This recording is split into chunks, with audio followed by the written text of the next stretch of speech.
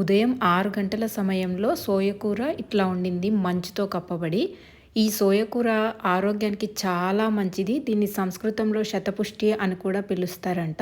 దీనిలో vitamin A, beta carotene ఇవి చాలా ఎక్కువగా ఉంటాయి. నేనైతే ఈరోజు సాలడ్ చేస్తున్నాను.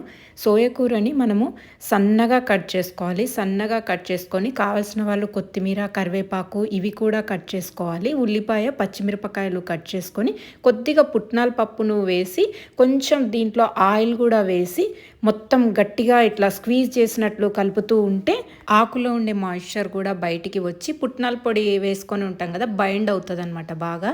దీనిని ఏదైనా రొట్టె కానీ చపాతీలో కానీ దేనిలోకి తిన్నా బాగుంటుంది. మనం పచ్చి ఆకు తింటున్నాము అన్నట్టే తెలీదు.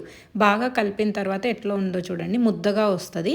నిజంగా చాలా బాగుండింది. పిల్లలు కూడా బాగా తిన్నారు. ఇది నేను ఆ రోజు పొద్దున్నే సజ్జ రొట్టె చేసుకున్నాం, దానిలోకి చాలా బాగుండింది.